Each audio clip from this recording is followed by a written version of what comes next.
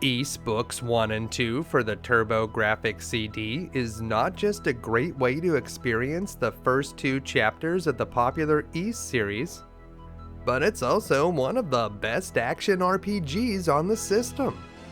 Ys was developed by Nihon Falcom, a Japanese game studio that was founded back in 1981 and still exists today, making them one of the world's oldest active video game companies. Nihon Falcom were pioneers in the action RPG genre, and in their home country of Japan, they had risen in popularity due to the success of their Dragon Slayer series. Dragon Slayer may not sound familiar if you grew up in the United States or Canada, and that's because the games we got in North America had different names. Dragon Slayer 4, the Draslay family, was called Legacy of the Wizard on the NES, and we also got the spin-off of Dragon Slayer 2 Xanadu, which was called Phazanadu. Riding on the success of those early Dragon Slayer games, Nihon Falcom was willing to experiment with some new ideas. Young programmer Masaya Hashimoto teamed up with scenario writer Tomoyoshi Miyazaki, and together they created Ys. Ys, spelled Y-S, is the name of a mysterious lost civilization, and the series chronicles the adventures of red-haired hero Adel Kristen. Hashimoto led programming and game design, while Miyazaki worked on the story and game scenario. Ys was the first major project that the two had collaborated on, and back in the early 80s, no one had really heard of these guys.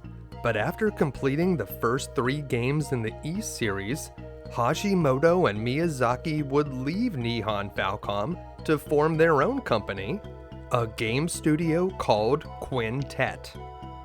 At Quintet, they would develop some of the greatest games for the Super Nintendo, including Illusion of Gaia, Soul Blazer, and ActRaiser. Their first Ys game was designed for the PC 8801, a popular computer platform in Japan. It had an overhead view similar to Legend of Zelda, but the combat doesn't require any button pressing.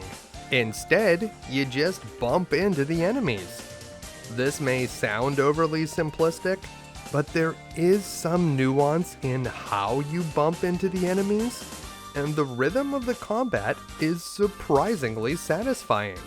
The first game in the series was originally going to be much larger, but the creators made the difficult decision to split it into 2 parts.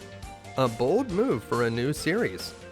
The first game, Ys 1, Ancient Ys Vanished Omen, was released on the PC 8801 in 1987, and Ys 2, the final chapter, was released about a year later in 1988.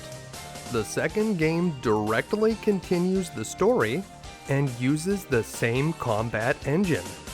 New features, like the ability to wield magic, were added, but it certainly feels like one large game broken into 2 parts. The games were a big hit in Japan, and it wasn't long before they were ported to numerous other platforms, including the Famicom. In 1989, we got a translated version in North America on the Sega Master System called Ys the Vanished Omens, but it only covers part 1, leaving the story incomplete. Also, your character's name is Aaron instead of Adel for some reason. Players in North America would finally get the full story when Ys Books 1 and 2 was released for the TurboGrafx CD in May of 1990. Or at least a handful of players got to experience it. The TurboGrafx CD was a fairly obscure add-on to an already less popular console, so sadly a lot of American players still missed out on this excellent game. For the players that did have a TurboGrafx CD, This version of the game features enhanced graphics, a CD quality soundtrack, voice acting, and additional cutscenes that weren't in the original game. The music is especially good in this version, and hearing CD quality audio in a video game was extremely impressive back in 1990. But even back on the PC-88, the soundtrack is still excellent, and that's because many of the tracks are an early work from the legendary Yuzo Koshiro. Koshiro had already done the music for Legacy of the Wizard, and would go on to compose tracks for The Revenge of Shinobi, ActRaiser, and the Streets of Rage series. The voice acting sounds a bit fuzzy, but the English language acting talent is top-notch. Jim Cummings voices the evil wizard Dallas, but you may know him better as the voices of Winnie the Pooh and Tigger.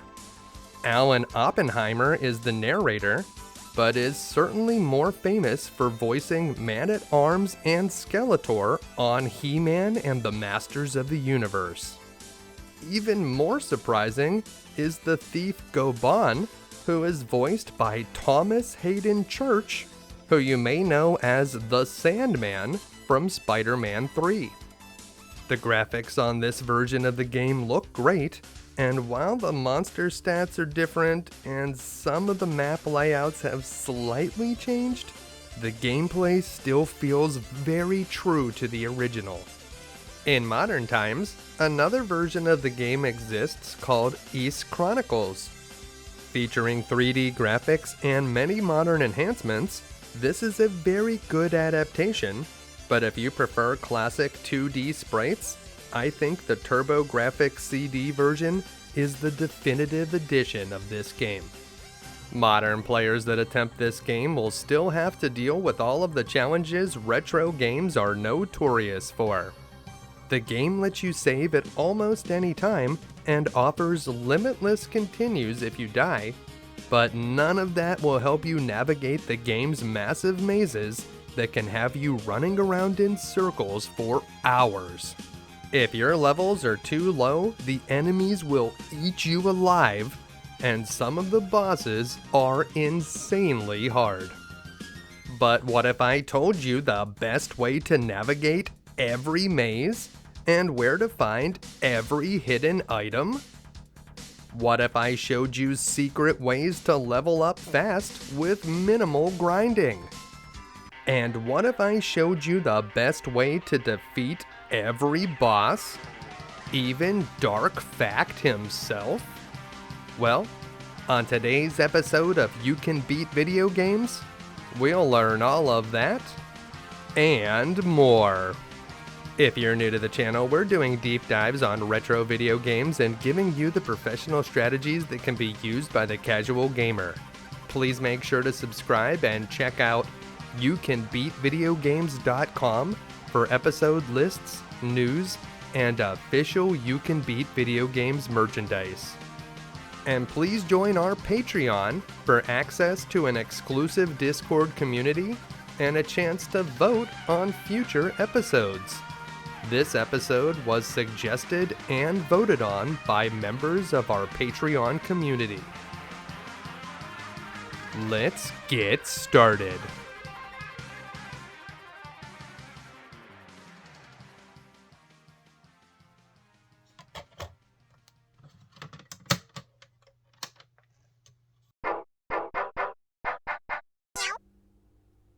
All right. Ys Books 1 and 2. As the game loads up, if we let this play out for a moment, we'll see a very cool cutscene that explains just exactly what Ys is. So if you're a little bit confused about this mysterious civilization, or maybe you're wondering, how does he know that it's pronounced Ys? Why wouldn't it be Yis or Wise? Well, we'll find the answers to some of those mysteries right here. If what's going on in this scene is any indication, It seems that Ys may have been destroyed by something like 1,000 purple lightning bolts. I mean, look at all that lightning. That's just insane. Maybe they offended some sort of vengeful god? Or maybe they just built the world's largest lightning rod. But in any case, we may have solved one of the mysteries already. And there we see the title, Ancient Ys Vanished. For this part, they dropped the whole omens thing and just kind of left it go with vanished, which I think makes more sense anyways. Well, let's hear what Alan Oppenheimer has to say. Ys, the ideal utopia. Once a country so peaceful and prosperous. A country where children were as free as the wind. A country where harmony blew through the hearts of all men. Ys, a kingdom ruled by the wisdom and charity of its 6 powerful priests. An empire watched over and blessed by the enchanting aura of its 2 beautiful goddesses. Ys, the seemingly tranquil paradise, suddenly pulled from the height of its civilization to the empty abyss of infinite isolation. How could such a land of promise simply vanish from the face of the planet? How could such prosperity be forgotten? The legend has been silenced for over 700 years. And now, the mystery unfolds. So that's the story in a nutshell. About 700 years ago, there was a utopian civilization called Ys that was there one day and gone the next. What happened to Ys? Well, that's what we're going to find out. If you choose beginning on this screen, you can start up a new game, but if you choose continue, you'll be brought to this menu where you could load up one of your save games, or you could input a password. The password is sort of a backup for your saved games, but there are some secret passwords that you can use to unlock some different options. The first secret password is the number 1 followed by WSAK, all capital letters, and then the number 1 again. Go to end and you'll hear a noise, and choose no when asked to continue the input. Back on this menu, if you push right on the bottom option, you'll notice that we have unlocked more save game slots, and we found this sound test menu. So you can listen to the different musics in the game. Some of them are very cool. Although to be fair, if you wanted to listen to the music in the game, you could just pop the CD into a CD player. In addition to being able to listen to the background music, this options menu also includes a sound test, so you can mess around with all of the different sound effects, including some of the ones that the bosses use. And finally, in the options menu, you can take a look at all of the different weapons and items for both Book 1 and Book 2. Honestly, the best thing about this code are the additional save slots that it unlocks, but being able to listen to the music and check out the items is a nice bonus. This next password is a little bit more complicated, but you're going to get some better rewards for using it. It sort of spells out alpha system, but you need to use 2 of each character, and it's not properly spelled and also ends with 2 pound signs. So there's the password. Hit end and you'll hear that sound effect. Choose no just like we did before, and then you could either load up an existing saved game or you can start up a new one. It doesn't matter which you choose. So we started up a new game here, and if you hold down one of the buttons, either 1 or 2, and then press select, you'll be able to bring up this secret menu. So if you have the where option enabled, you'll be able to see your coordinates at the bottom of the screen, and then there are many warp options that will let you go to all of the different places in the game. Right now, we can only access locations in Book 1, but if we had loaded up a saved game that was in Book 2, you'd be able to warp to different locations in that game as well. You're able to add as much experience as you want or gold by using these options, and if you turn off pass, you'll be able to walk through walls. Be careful about turning off the entry command. That will turn off doors, so you won't be able to exit through doors anymore if you turn that one off. PSG is just a sound test, and it only has numbers instead of the names of the songs, so if you really want to do a sound test, I recommend using that other code instead. Obviously, using this code is extreme cheating, but it is fun to experiment with. And the final secret password is Hasegawa, all capital letters, Hasegawa. Choose end, you'll hear a sound effect, and then we're going to pick no. You can load up a saved game or you can start a new one, and all this code does is if you hold down the run button, and you have to actually hold it down, you can pause the game. Woohoo! Very exciting stuff. We can pause now. You can actually pause the game at almost any time by bringing up the inventory menu. There are not too many parts of the game where you can't pause, like I guess during a boss fight. So you can pause like this. Not the most exciting code, but it is one that works.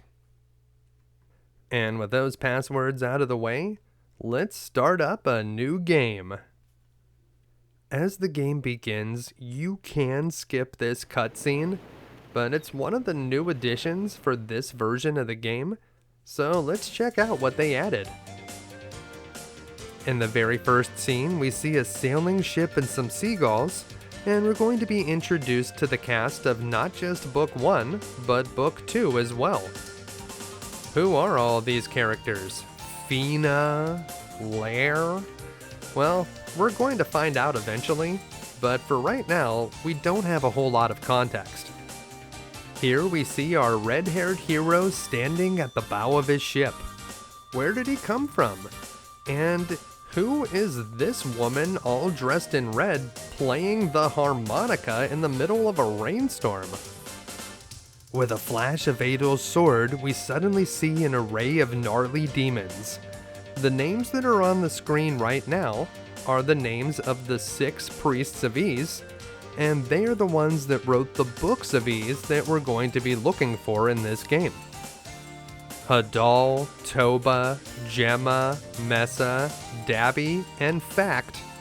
These 6 priests are the ones that created the magic that shaped Ys. Another thing that we'll see here in this opening scene is the Darm Tower. The Darm Tower is an absolutely massive dungeon, and it will be our final challenge in Book 1. The demons built the Darm Tower to reach up into the sky, and it's sort of a work in progress. They just keep building it taller and taller year after year. The final scene that we'll see before the game begins features a very large tree. This tree, known as the Rhoda tree, bears a special fruit that when eaten can restore your magical abilities. Alright, let's jump into the game. As our hero's ship drifts into port, the dockhands disembark and tie the ship down to the pier. We have finally arrived in Asteria. Where did we come from, and why did we decide to sail to Asteria at all? Well, these are 2 questions that we won't have a chance to even think about, because as soon as Adol gets off the ship, he is immediately approached by a woman with matching red hair. We were totally going to walk off to the right, but I guess we'll see what this woman has to say. She tells us that her name is Sara, and it seems that she's the local fortune teller. She also says that Adol is the one that she's been looking for, and that we should follow her to her shop. Now I gotta say that I'm a little bit skeptical. I wouldn't be surprised if Sara does this every time a new ship arrives. Sailors are notoriously superstitious, and this would be a great way to get someone interested in a palm reading. But the scheme may be even more brilliant than that, because Sara seems to be working with some other local businesses and refuses to talk to us until we've purchased a sword, a shield, and armor from the vendors in town. Scam or not, we're going to need some equipment, and we have 1,000 gold to spend at the beginning of the game. In most other RPGs, the weapons and armor that you can buy in the first town are of very poor quality, but that is not the case here. This is actually the only town in all of Asteria where you can spend money, so if you can't buy it here, you can't buy it anywhere. Here at the weapon shop, we're going to purchase the short sword for 500 gold pieces.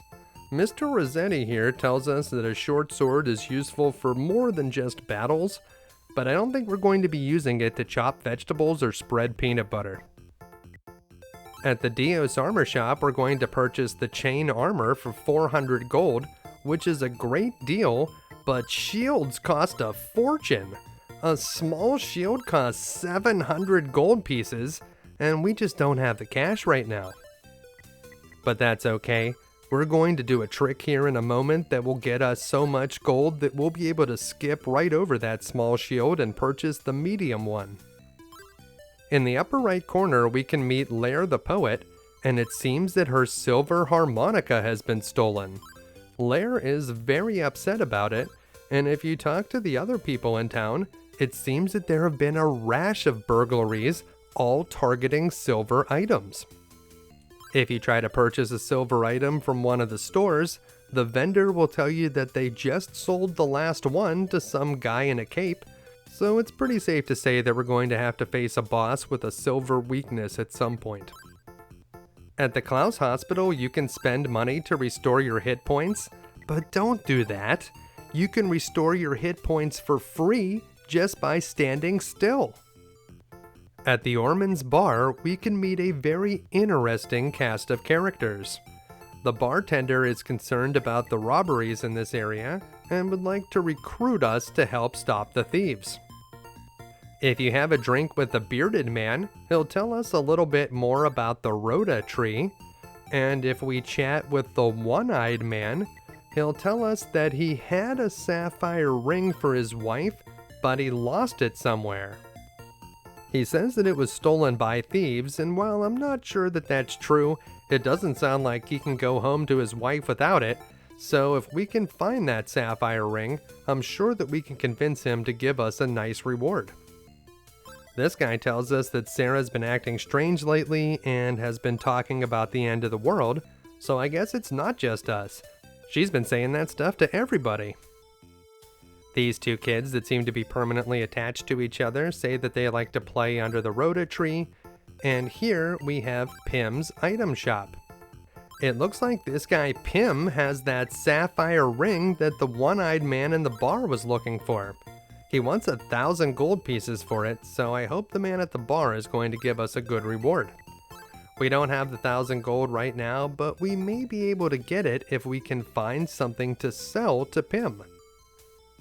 Pim is always on the lookout for valuable treasure, so if we can find something good, he will be happy to buy it from us. But we won't be able to find anything to sell him here in the village, so it's time for us to head out into the field. Even without the sword and the armor we purchased, these blue enemies are very easy to defeat. But don't worry about fighting monsters right now. We're trying to find a hidden item. So just go across this bridge, follow the path until you see that large tree, and then start heading downwards. You just need to walk into this divot in the middle of this small pond, and you'll find the Golden Vase. The Golden Vase is an optional item, and it doesn't actually do anything, but we can sell it to Pim back in town for 2,000 gold pieces, so it is definitely worth picking up. Try to get that Golden Vase, avoid the small dog enemies that you see, those guys are dangerous, and make your way back to town. Back in town, we're going to head over to Pim's item shop, and we're going to quickly unload that Golden Vase. So sell the Golden Vase, he'll offer us 2,000 gold pieces, And now we can purchase that sapphire ring.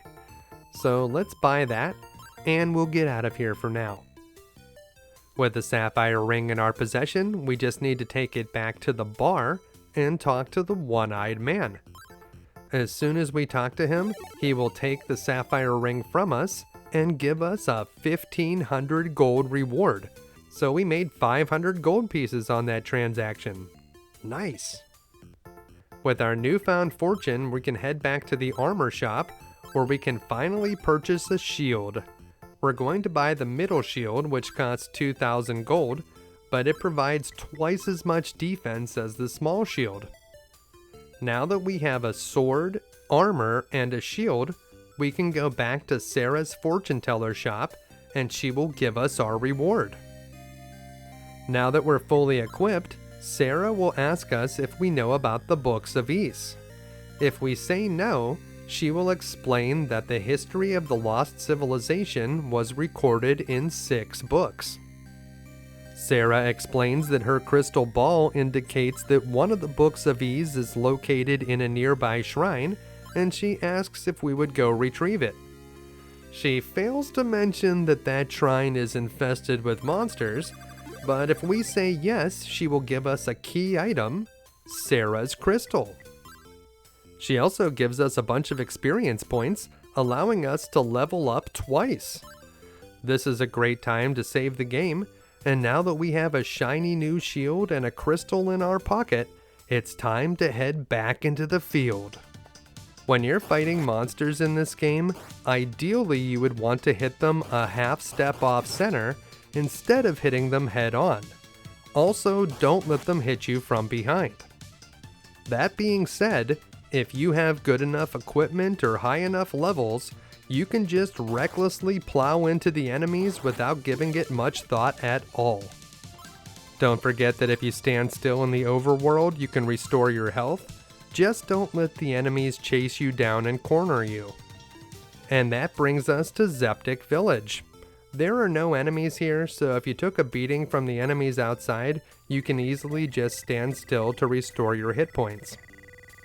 There are only 2 houses to visit here in Zeptic Village, but there are a number of people to talk to wandering around outside. This man tells us that the Thieves' Nest is next to the Darm Tower, and then he tells us that they installed a one-way door on the tower that keeps all of the enemies inside. I'm kinda surprised that that would work. All someone would have to do is prop the door open, and then all the monsters could escape. This old man says that not many people like the thieves, but that they're actually pretty cool. Personally, I don't like getting my stuff stolen, so let's just agree to disagree.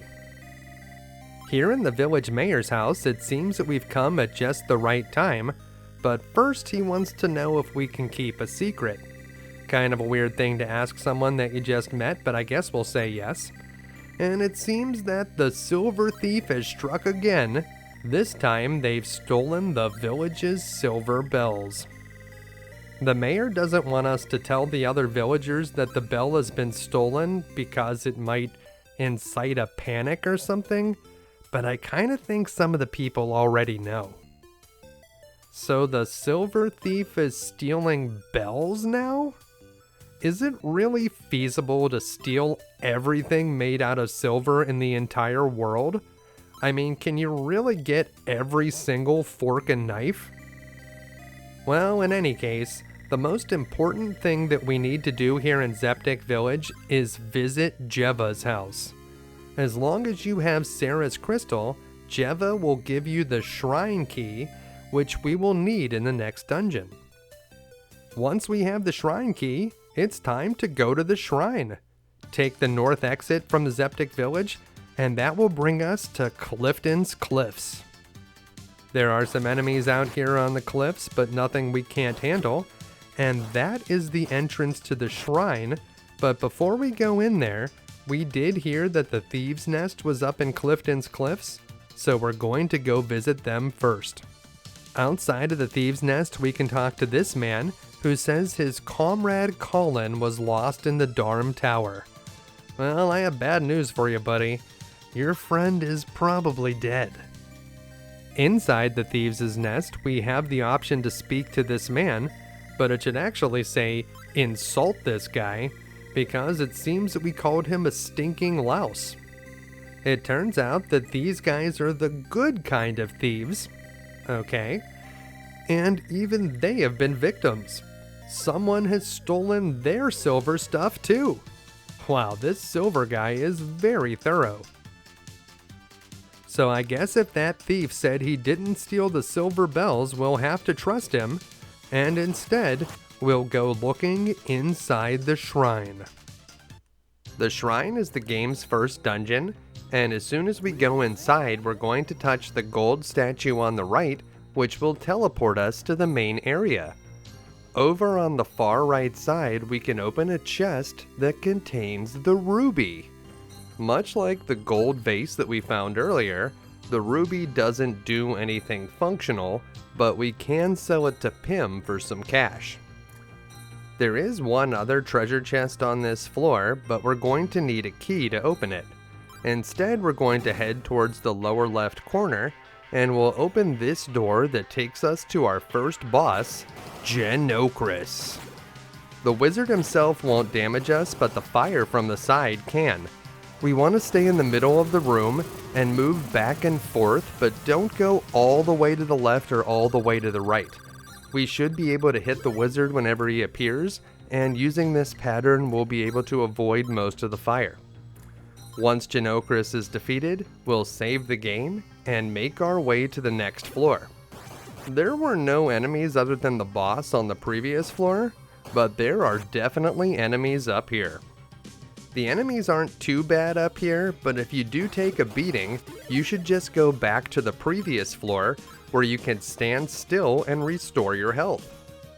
The first thing we need to do is get the prison key, and to do that you want to head down the left wall to the lower left corner, and then you want to follow this passage near the first blue statue. Up here you'll see two of these blue fire enemies guarding a chest. Be careful to only fight one of these enemies at a time, and that will make it a little bit safer. Once they're both defeated, open the chest and retrieve the prison key. The prison key is a mandatory item that we're going to use on this very floor to open up a prison cell where a woman named Fina is being held captive. To find Fina, we're going to go back the way we came, so follow the left wall up to the upper left corner, and then we're going to head across to the right, past the entrance, all the way to the upper right corner, where we'll find two prison cells. The one on the left just contains an enemy, and you have to wonder, what did that enemy do that made them lock it up in a prison cell? But the main thing that we're looking for is here. This is Fina. Are you here to rescue me? How wonderful it would be to escape these chains. I have been locked up here for too long. My name is Fina. Considering that she's been locked up in this prison cell for who knows how long, Fina's hair looks fantastic. It looks like she had a salon-style blowout just this morning. As a reward for rescuing her, Fina gives us a bunch of experience points and the treasure box key. The treasure box key is a critical item that we will need to open almost every treasure chest remaining in the game, including this one in the lower right corner. This chest contains the necklace, which is yet another junk item that we can sell to Pim to get some gold. But we need the cash, so we'll make sure to pick it up anyways. If we head straight across to the left from the necklace, we can find something a little bit more important. The Mask of Eyes. The Mask of Eyes is a mandatory item that we're going to need to reveal secret passages. We'll use it here in the shrine, but we'll also use it later in the final dungeon. The Mask of Eyes needs to be equipped to reveal the hidden passages, but there's a catch. Whenever the Mask of Eyes is equipped, you won't be able to see the enemies, so you'll only want to equip it when you need to go through those passages. Before we leave the shrine, now that we have the treasure box key, there is one more chest on this floor for us to find, and it's over here near the second blue statue.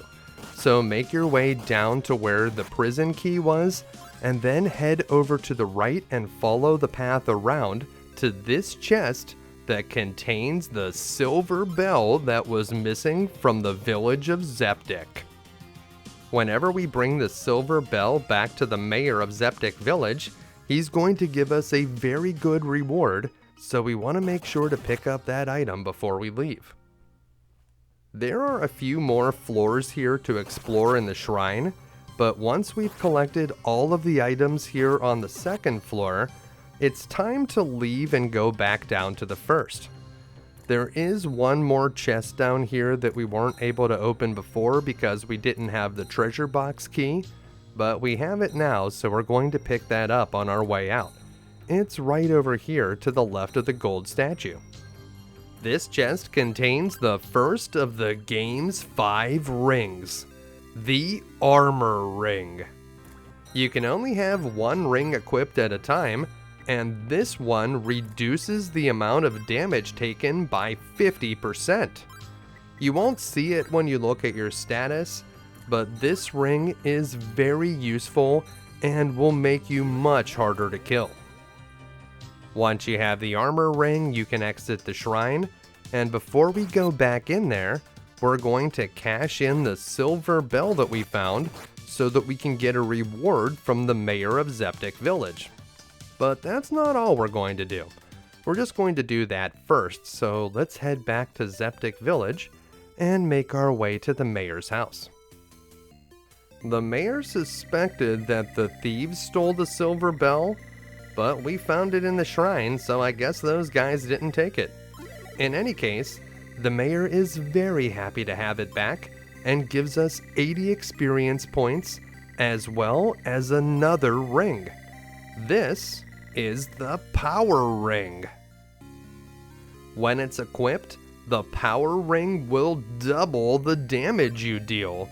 So this is easily one of the best pieces of gear in the entire game. Sadly, you can't wear both the Power Ring and the Armor Ring at the same time, but we will be using both of them. This is optional, but if you head over to Jeva's house, you'll see that Fina is now staying with her. So that's nice. I'm glad that Fina has a place to stay. Whenever we talk to Fina, it seems that she has absolutely no recollection of how she became imprisoned in the shrine, and whenever she tries to think about it, she gets an awful headache.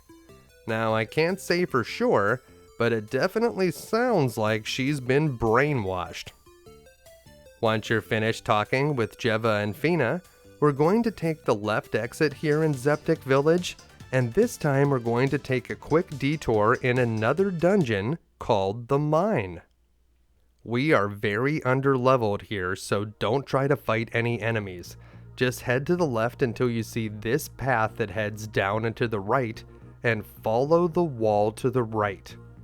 Avoid any enemies, keep following the wall, and it will bring you to this chest where you'll be able to collect the silver armor.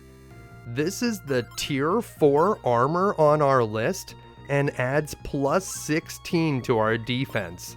So this is way better equipment than we would normally have at this point in the game.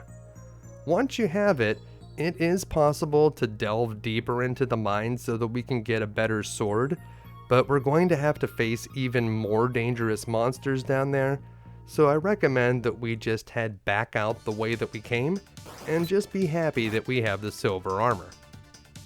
We're eventually going to have to go back to the mine, but we're going to finish up the shrine first.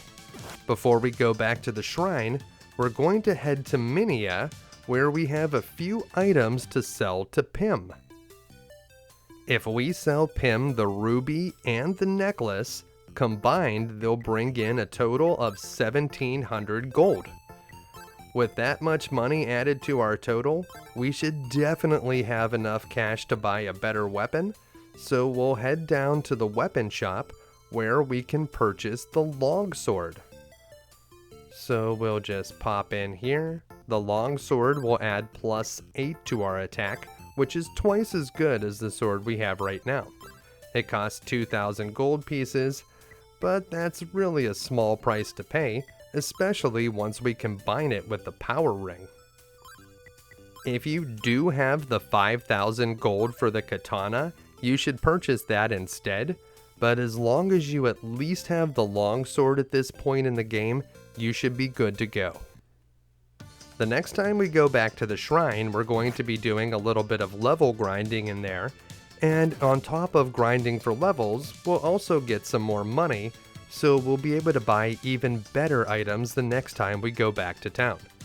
But for now, we have some excellent equipment, and none of the enemies in Asteria Field should be able to damage us at all. We're just going to walk right through Zeptic Village. We don't have any business here right now. We just need to make our way back to the shrine. So follow the path through Clifton's cliffs. Feel free to knock off a few enemies along the way or just avoid them. And once we get back to the shrine, touch the golden statue on the right.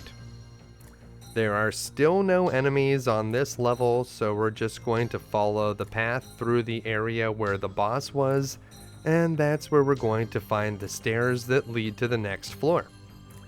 This time we don't have to find any treasures on this floor, so we're just going to follow the left wall down to the lower left corner as we've done many other times. But this time we're going to follow the path over to the lower right corner, and to get there you want to take the path near the second blue statue as though you were going to the silver bell, but you're going to follow this path over here to the right, and it will lead you to this door. There are 2 keys that we need to locate on this floor, but we should be fairly good against the enemies now that we have the silver armor. So we're going to follow the path to the upper left corner and use our treasure box key, and that's where we'll find the first of the 2 keys, the ivory key. The other key is the marble key, but before we go looking for that, we can find a better shield. So we're going to try to get the silver shield. Walk past this first gold statue and watch out for those lion enemies. These guys can hurt us. So carefully take those out and touch this statue, which will warp you over to the right side of the map. From that statue, make your way to the left and you'll see a treasure chest, and whenever you open it up, inside you'll find the silver shield. Just like the silver armor, the silver shield adds another +16 to our defense. So combined, the 2 silver items will add +32. This is very good. At the end of the shrine, we are going to have to fight a boss to be able to collect the first book of Ys. And before we fight that boss, we're going to want to gain a few levels. So we're going to go back through the gold statue that took us to the silver shield, and we're going to work our way over to the left where we'll touch this other gold statue, which will warp us to the lower left side of the map. To the left of the statue, we'll be able to find an optional chest that contains a heal potion, which is a consumable item that you can use to restore your entire health bar. You can only have 1 heal potion at a time, so if you find another one, you'll automatically use it. Once you have the heal potion, it's time to do the first level grind. So we're going to go to this hallway where this lion enemy will constantly respawn. In this hallway, it will be very easy to fight the lion, so we're just going to go up and down, bumping into the lion when it reappears, and we're going to try to not go all the way down to the bottom so we don't have to see that message about the glowing statue eyes, but if you do see it every once in a while, it's not that big of a deal. The way experience points work in this game is that the lower your character's level is, the more experience points you will get from the monsters. Eventually, you'll get to such a high level that you'll only get 1 experience point each from the monsters, and then you'll need to find some higher level monsters to fight so that you can level up more effectively. At our current level, these lions are worth 8 experience points each, and that's a pretty good rate considering how easy they are to kill. Whenever we hit 900 experience points, however, we're going to level up, and then these lions are only going to be worth 4 points each, which is not as good of a rate. It's still not the worst, but we could certainly do better somewhere else. It's a good idea to save the game occasionally while you're doing this grind. You can see that the lions can damage us, and if we were to get caught in a corner, we could get killed. Also, if you ever get very low on health, don't be afraid to just use your heal potion. We will be able to find another one. And once we get up to 900 experience points, we don't need to grind anymore on these lions. As you can see, now they're only worth 4 experience points. So we're going to move over to this wall where we'll use the Mask of Eyes to open up a hidden passage. Make sure to equip an item other than the mask after you pass through the walls so that you can see the enemies again, and then we're going to continue through the path to the right. This is going to lead us directly to the next gold statue, and that will teleport us to a chest that contains the marble key. So we're going to pick up that marble key, but once we have it, we're going to do another level grind in this hallway. The vampire enemies that spawn in this hallway are just a little bit more powerful than the lion enemies that we were fighting before. At our previous level of experience, both the vampires and the lions were both worth 8 experience points each, but now that we have over 900 experience points, the vampires are still worth 8 experience, while the lions are only worth 4. When we get up to 1100 experience points, we'll level up again, and then these vampire enemies will only be worth 4 experience points, so we'll move on and go fight the boss of the shrine at that point. But until then, this is a very fast place to level up, and we should absolutely take advantage of it. Just like before, I do recommend that you save the game occasionally while you're leveling up, just in case something goes wrong. But honestly, this level grind is very fast and only takes a couple minutes, so even if you did die and had to reload your last save, you wouldn't have to go back very far. It should only take a couple more enemies now. Looks like maybe 3. So we'll just take out those last few enemies, gain our level of experience, and then we're going to touch the statue over on the right and make our way to the end of the shrine. And you can see we're a lot more powerful than we were when we came in, and now we're going to head to that boss. Now that we've leveled up again, the lions are only worth 2 experience points now, so they are really not worth fighting. We're just going to work our way to this statue here in the middle, and that will take you to a new floor. From here, we're going to head over to the left, and we're going to have to pass through 2 doors, so we need to make sure that we have both the ivory key and the marble key. You don't even have to equip them, just having them in your inventory is good enough. And here's the second boss, the centipede Nygtilger. With the equipment and the levels that we have, this boss is too easy.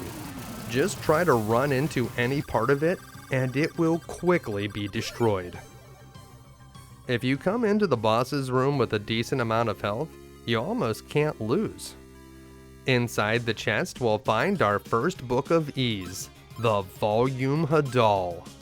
You can equip it and try to read it, but it's written in special characters that Adel does not understand. With a Volume Hadal in our possession, there is nothing else to find here in the shrine, so it's time that we made our way back to the entrance. If you had a wing item, you could use it to warp back to another town, but those items are not cheap, and it's really not that difficult to get back out of the shrine. We are very powerful now that we've been leveling up, so getting out of here should be a breeze. Hopefully you remember the way back, but once you're done warping through the golden statues, you want to make your way to the upper right corner, and that will take you to this doorway, and that will bring us back to the floor with the prison cells. On this floor, we need to make our way back to the lower left corner, so we're just going to follow the bottom along to the left, and then we're going to follow the left wall all the way up to the upper left corner, and that's where we'll find the next stairway. The enemies on this floor are very easy to defeat, so just run right through them when you see them. And once you get down to this floor, you're in the clear because there's no more enemies here. So we're just going to work our way back to the golden statue in the upper middle, and that will take us to the exit of the shrine. See, it's really not that difficult to get out of there. Once we're out of the shrine, we're going to make our way back to Zeptic village. If we go to Jeva's house, she can help us read the Book of Ys that we just found. Having Jeva translate the book for you is optional, but if you're interested in reading the Volume Hadal, we won't be able to do it ourselves until much later in the game. Before she'll translate the book, Jeva wants to remind us that every now and again we should maybe talk to a tree, and once she's done blathering on about communicating with nature, we could finally find out what's in Volume Hadal. This book gives a little bit of background on Ys and how they rose to power by mining a magical metal called Claria. It also mentions a place called the Solomon Shrine, which symbolizes the great wealth of Ys. It then goes on to say some things that we already knew about how there were 2 goddesses and 6 priests, but overall, the Volume Hadal is an interesting read. Our next mission is to explore the mine, but before we go back to that nightmarish hole, we should pick up some supplies in town. We have a lot of money now, it's about time that we spent it. There are 2 things that we would like to purchase here in town, and the first one is a wing that we can buy from Pim. The mine is dark and filled with twisty maze-like corridors, so we will be very happy to use the wing instead of backtracking out of there. The next thing we need to do is visit Sara's fortune teller shop. Sadly, she's not there to meet us. It seems that she learned too much about the books of Ys, so she had to go into hiding. It is very important that you visit Sara's shop now that she's gone. This will trigger an event later in the game, and you will not be able to get the second book of Ys until you visit this shop. In this version of the game, Sara has just gone into hiding, but in some other versions of the game, she's been killed. We will see Sara again, but it won't be for a very long time. And before we leave town, make sure to pick up a katana over at the weapon shop if you don't already have one. We're going to find a better sword very soon, but we still need to buy the katana. We will be using it later in the game, so make sure to pick it up. And before we leave, it seems that Sara did leave something with the poet Lair, but she won't give it to us until we find her silver harmonica. She is still going on about that silver harmonica, but the good news is it won't be long until we find it. It's hidden down in the mine. So if you have the wing from Pim's shop and an equipped katana, you should have everything that you need. Make your way into the mine, and this time we should be able to actually damage the enemies. The limited visibility in the mine can make it difficult to navigate, but just keep your eyes open for landmarks and the maps will get you through. If you follow the path all the way around to the left, it will eventually loop back to the right and you'll find this optional treasure chest that contains a heal potion. Because we already have a heal potion in our inventory, we'll consume this one immediately. To the right and down from the heal potion, we'll be able to find something a little bit more interesting. The game's third ring, the Timer Ring. Whenever you equip the Timer Ring, enemy movement speed will be decreased by 50%, so you'll notice that very fast enemies will suddenly be moving a lot more slowly. This guy was moving super fast before, but now that we have the Timer Ring on, he doesn't move quite as quick. While there are a few uses for the Timer Ring that will come up, this ring is certainly not as good as the Power Ring or the Armor Ring, so we won't be using it very often. To get down to the next floor, you need to work your way to the lower right corner where you'll find this path that leads back across to the left, across a well-lit area. From there, you'll be able to follow the path up and you'll find this doorway that will take you down to the second floor. We took a bit of a beating on the previous floor, so I'm going to use our heal potion. We will be able to find another one deeper in the mine, so it's no big deal to use this one here. There are 3 items to find on this floor, and they are all good ones. If you follow the path across the upper right, it'll take you down here where you'll see this enemy guarding a doorway. Carefully attack this enemy and make your way through that door, and you'll be able to use the treasure box key to find the game's 4th ring, the Heal Ring. Now you may have noticed that deep in these dungeons you can't just stand still to restore your health, but whenever you equip the Heal Ring you can. It doesn't work when you're fighting a boss, but it is a good way to get your health back if you can just find a good place to hide. From the Heal Ring, just go back out through the door that was guarded by that enemy and follow the right wall down to the lower right corner where you'll find another open area to pass through. From here, follow the path and you'll find this chest, and we'll stop for a moment to restore our health with the Heal Ring, and then we'll open it up by using our treasure box key, and inside we will find a very useful item, the Rhoda Tree Seed. The Rhoda Tree Seed will let us talk to the trees, and you may be thinking, why would we want to talk to the trees? What are they going to do? Explain how to absorb nutrients from the soil? Or maybe give us some pointers on photosynthesis?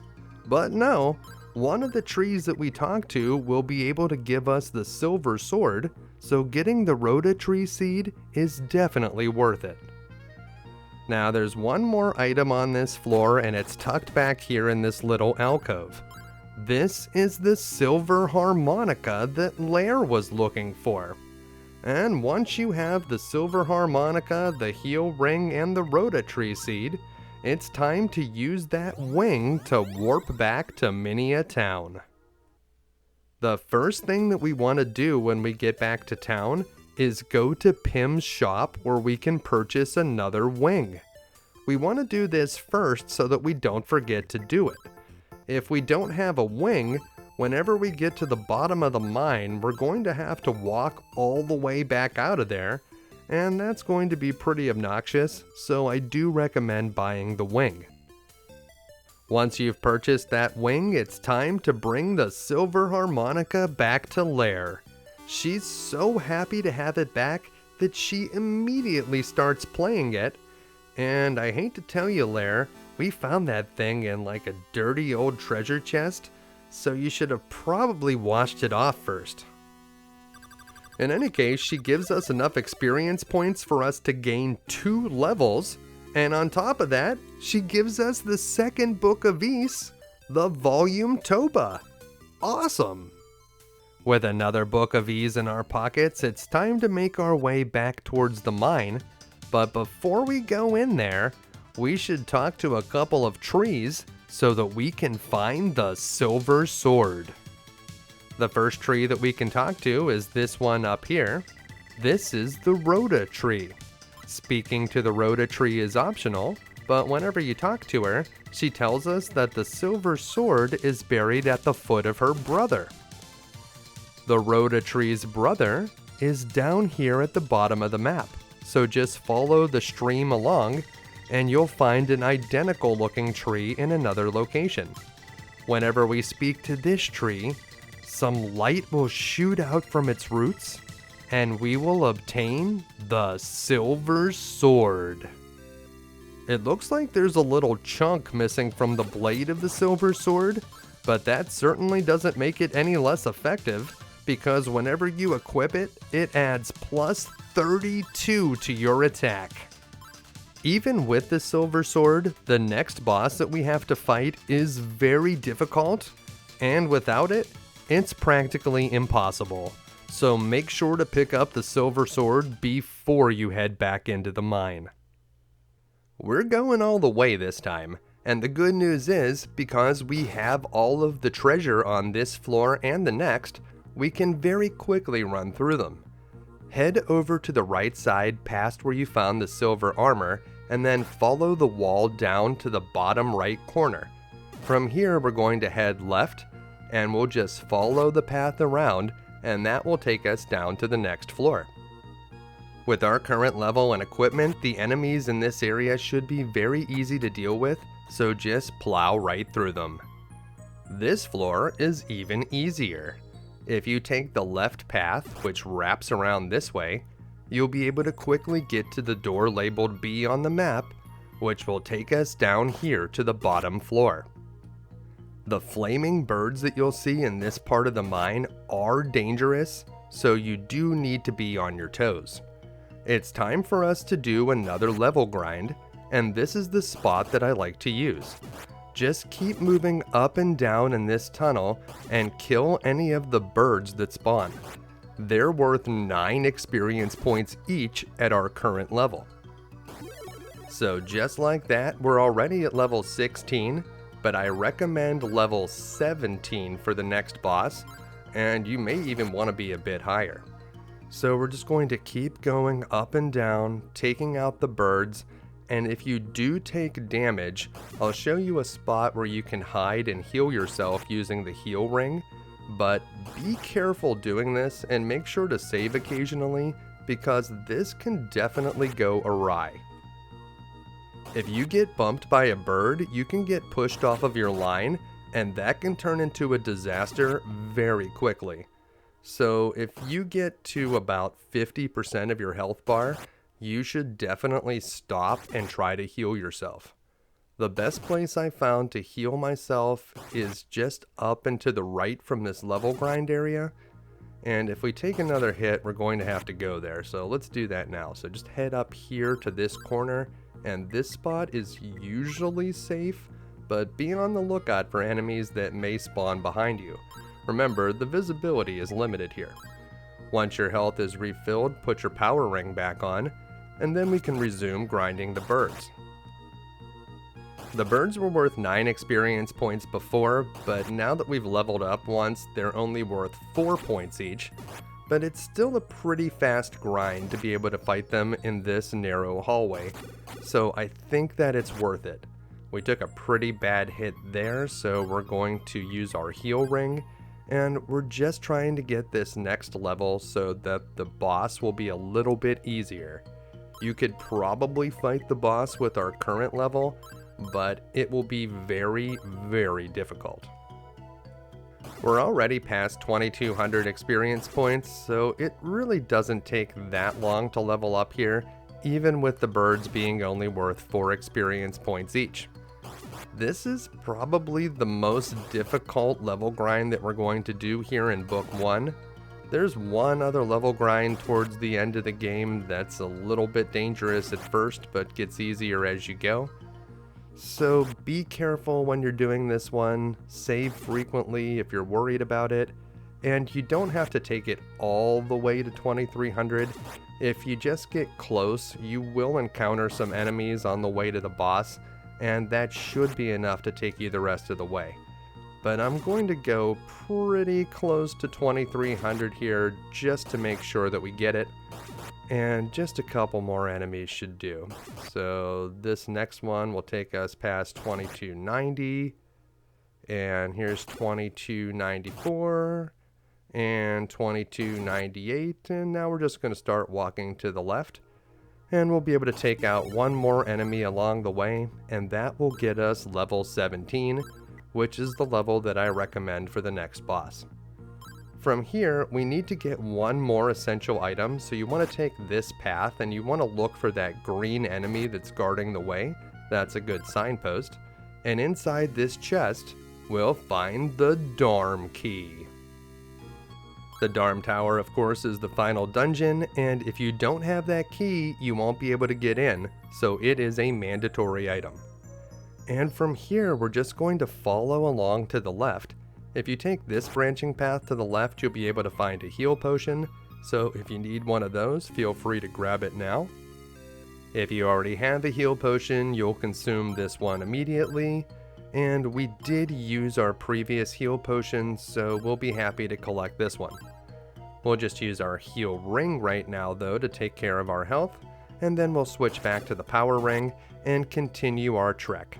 If we follow the path along this way, there are no branching paths from here, so as long as we go in the right direction, this will take us to the boss. The enemies in this wing of the mine are slower than the birds we were fighting before, so they're a bit easier to deal with. You should be able to just plow right through them, but if you take significant damage, you should also be able to run away from them and use your heal ring. Once you get to the boss's door, make sure to fully refill your health and then switch back to the power ring before you go in. As soon as you touch this chest, it'll be time to fight Vagullion. The boss morphs into a bunch of smaller bats, but you'll only be able to damage it for a quick second when it reforms into the full boss. Run from corner to corner to avoid the bats, but don't get too far away. When the boss reforms, it makes a noise. That's the go signal. You want to touch the boss and then quickly make a right angle out of it. Your technique is important against this guy. Sometimes the bats will try to fake you out and almost reform into the boss. Make sure you're listening for that noise and only attack when you hear it. It may take several attempts to defeat this boss, but just keep trying and eventually you should be able to win.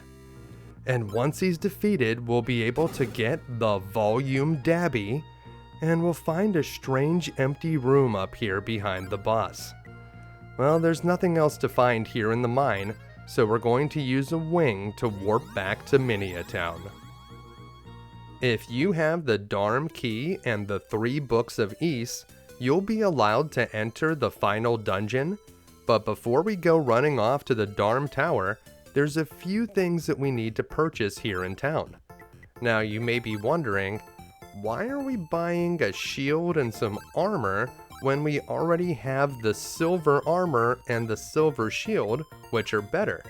Well, it's actually very important that you purchase the reflex armor, the large shield, and the katana from this town before you go to the Darm Tower. Now, I bought the other items just to complete the inventory, but it's very critical that you have all of the tier 3 equipment before you leave. Keep your silver stuff equipped, but make sure you have those items in your inventory. Also, don't worry about buying another wing. Before we go into the Darm Tower, there's a guy at the door that will take your wing away, so there's no point in purchasing another one. So where is the entrance to the Darm Tower? Perhaps the answer can be found in the books of Ys that we discovered. Let's go over to Jeva's house and see if she can translate them for us.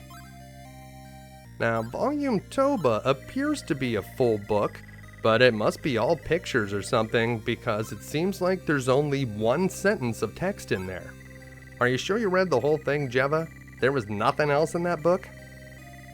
Volume Dabby is a little bit more interesting. It seems that some sort of volcanic activity may have wiped out Ys, and they believe that the manufacturing of Claria could be to blame. So they buried all of the Claria in the ground. Well, that didn't tell us how to get into the Darm Tower, but after we talked to Jeva, she says that we should ask her son Gobon for help. Gobon is the name of the guy we met at the Thieves' Nest. So that's how we get into the tower. Now I want to make it very clear, you must talk to Jeva after you get all 3 books of Ys to trigger the events that you need to get into the tower. You don't have to have Jeva read the 3 books to you, just make sure that you visit her when you have all 3 in your possession. And with that, we're going to make our way to the Thieves' Nest, and from here, there's no going back. Oh, I have heard about your bravery. You're going to Darm Tower to find the book, aren't you? The locals here call it the Tower of Death. You can imagine why. The door only opened from one direction, so none of the gruesome creatures inside can creep out. Once you go in there, you'll never be able to get back out. If you are really as brave as they say you are, then the entrance to the tower is at the back of this house. Good luck. You'll need it. Thanks, Thomas Hayden Church. I still don't understand why nobody thought of just propping this door open so that we could get back out, but I guess that would just be too easy. The Darm Tower is massive, but if you understand how it works, it's not that difficult to navigate. On this first floor, you're going to head all the way to the right and take this door. That will bring you out to one of these hallways. Out here, you can stand still to refill your health, and you could go either left or right. It does not matter. Just take the first door that you see. If you walk past the first door that you see, the next door will take you back to where you came from, so those hallways simply connect one location to another. In this room, we're going to find 3 treasure chests. 2 of them contain consumable items, which are nice to pick up. We will definitely use the mirror that we find here, but it is critical that you get the evil ring. If you don't get the evil ring, you're going to have to come back for it much later, and that's going to be a huge backtrack, so make sure to get it now. Once you have the evil ring, do not equip it. Just leave on your power ring or your armor ring. If you equip the evil ring, it will kill you. We will need it later, but do not equip it now. And once you have the items from that room, we're going to head back out into the hallway, and we'll take it back down here to the first floor. We're going to take the center path this time, which is just to the left of the path we came in on. Through this door, we'll enter another one of these identical hallways. This time we'll go to the left. It does not matter if you go to the left or the right. Just take the first door that you see. Here on floor 3, we're going to go through a hallway lined with creepy statues. It looks like there might be something going on with the wall right there, but we're going to walk past it for now and continue to the outer hall. We took some damage in the previous room, so we can just stand here in the outer hallway and restore our health. Don't forget that when you're in the rooms, you could also use your heal ring and stand still. Just make sure that you're in an area where the monsters can't get you. This is floor 4, and if you're ever not sure which floor you're on, you can just check your status and it will be displayed at the bottom of the box. You can also save your game and it will show you which floor you're on there as well. This part's fairly straightforward. This hall is going to take us up to floor 5, and on floor 5 there are 2 paths that we can take. We don't want to take the first path, instead we want to skip past it and take the second one. That first path will lead you to a dead end. So just take the farther path, and you see we can't go left this time, so we just have to go right, and we'll follow this hall, which will take us to floor 6. Now on floor 6, we are immediately going to enter a trap and be sent to jail. Even worse, we are now officially a victim of the Silver Thief. When you look in your inventory, you'll notice that all of your silver equipment is gone. That's why we needed to buy the tier 3 equipment from Minea. We need to equip that stuff now so we at least have half decent gear to use. Well, I guess we have to talk to this guy. Hello, I'm Jeva. Not long ago, I was walking through the many corridors of this tower. As I turned a corner, I came across a long hall with many stone statues lining its walls. Suddenly, an old man appeared in front of me. As our eyes met, he panicked and disappeared into the wall. Soon after, I was caught by the goons. So that's a clue about that strange hallway we saw on the 3rd floor. It seems like all hope is lost when suddenly, like Kool-Aid Man, Colin bursts through the wall. We heard about Colin a long time ago from the man standing outside of the Thieves' Nest. I'm not sure how he got into the Darm Tower without the Darm key, but if he can just smash through walls, it seems like he should be able to find a way out of here. He gives us a mandatory item, the Eagle Idol. We'll need to show this to the wizard on the 3rd floor to be able to get the item we need to get past that trap on the 6th floor that sent us down here in the first place. So you do have to get trapped at least once, there's really no avoiding it. From here, we'll be able to get back to the 1st floor, and we're just going to take the middle path, which will take us up to floor 3. So follow the path along this way, and that will take you to the outer hall. And we can go left or right here. We'll go left this time, and we're just going to take the first door, which will bring us to the 3rd floor. Here on the 3rd floor, we're going to see that hallway lined with statues. This time, we're going to use our Mask of Eyes. So turn it on in your equipment, and you'll find a hidden door. We're going to turn it off so that we can see the enemies, and we can also see this guy, the Wizard Rasta.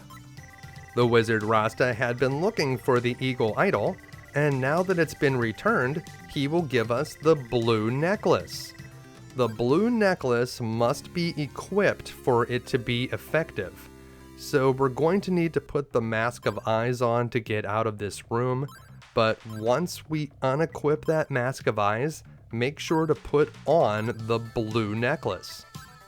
The blue necklace doesn't just get us past the statues on the 6th floor, we'll need it to get past statues on another floor as well, and it will also make us able to unequip the evil ring so that it won't kill us when we need to use it.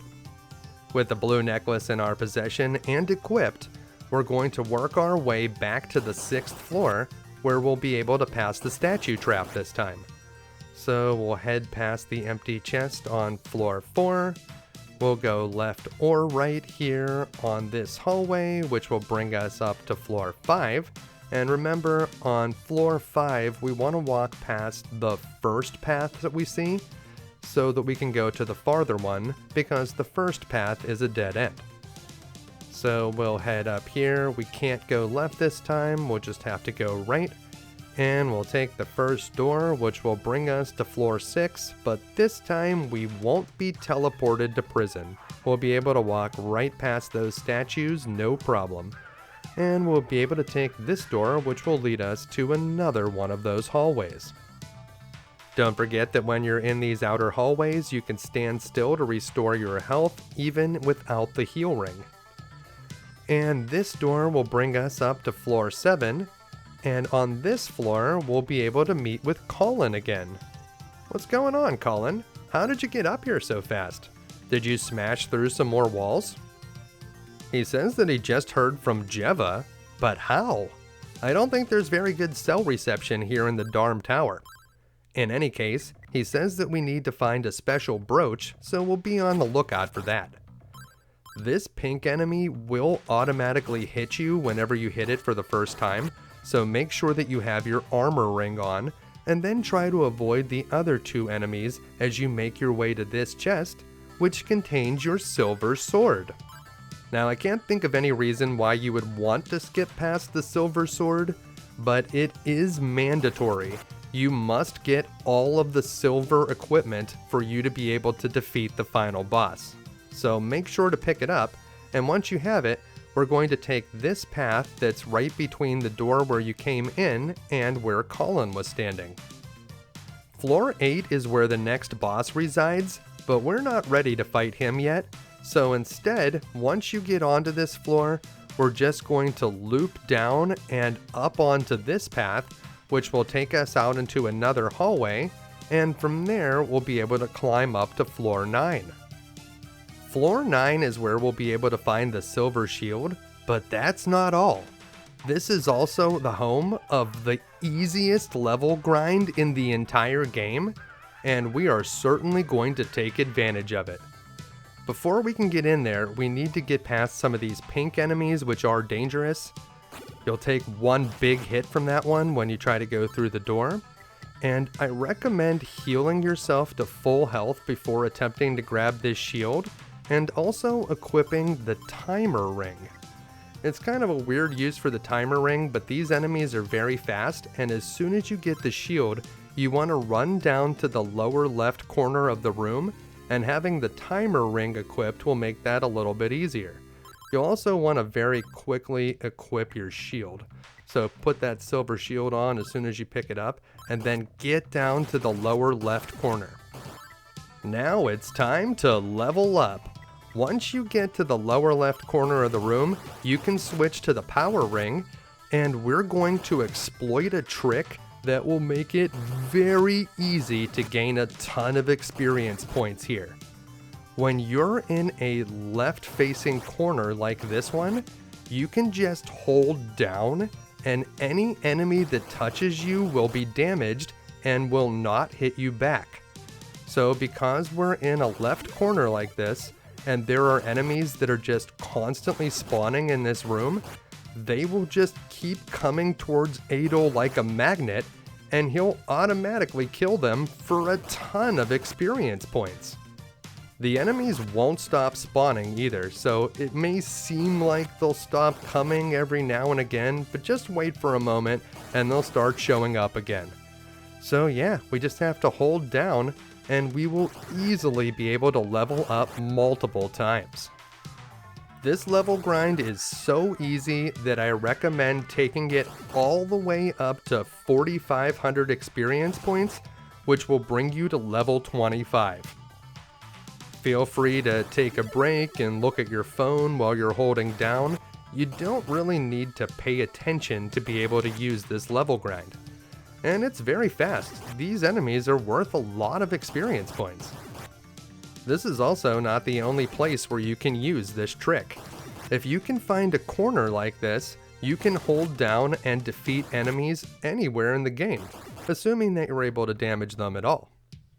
While this is the best place where we can use it for grinding levels, if you're ever low on health and being chased by an enemy, you just need to find a corner like this one so that you can hold down and that enemy will easily be cleared.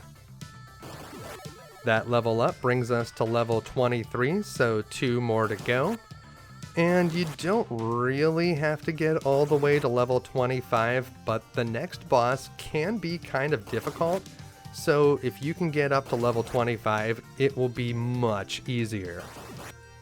Also, after this, we're only going to do one more level grind, and we're just going to be doing that level grind so that we have some higher levels for the next game, because your levels actually carry over from book 1 to book 2, and there's not a lot of good places in the beginning of book 2 to level up, so you want to make sure that you have decent levels before you get out of book 1.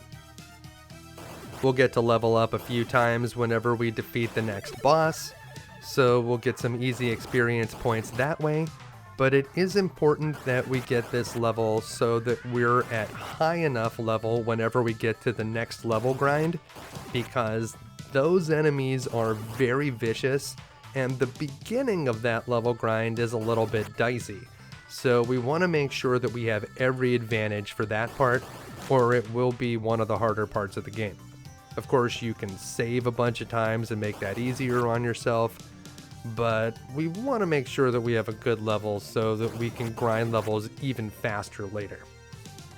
I believe that this is the longest level grind that we're going to be doing, but it still only takes a few minutes. When you think about action RPGs, you often have to grind enemies for hours, but in this game, if you know the good spots, you can get your grinds done in minutes. After a couple more enemies run into us, we should have the 4,500 experience we need, and that's it. So we're going to head back out of here the same way that we came in. We'll take a look at our status, and we'll save the game.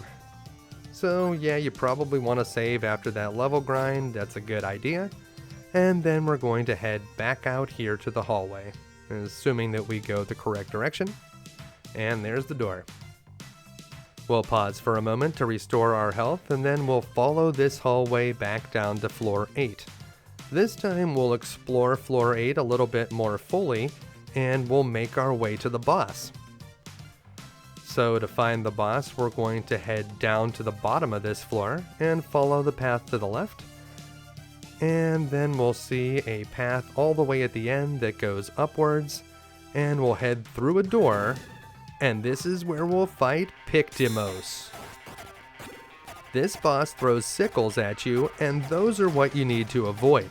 He can only put 3 on the screen at once, so I like to lure him over to the right, get him to throw all 3 sickles, and then attack him from the right as he moves to the left.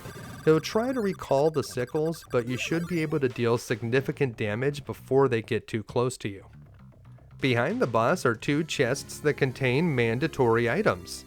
One of them contains the hammer, which we'll need to use to get past floor 11, and the other contains our next book of Ys, the Volume Hadal.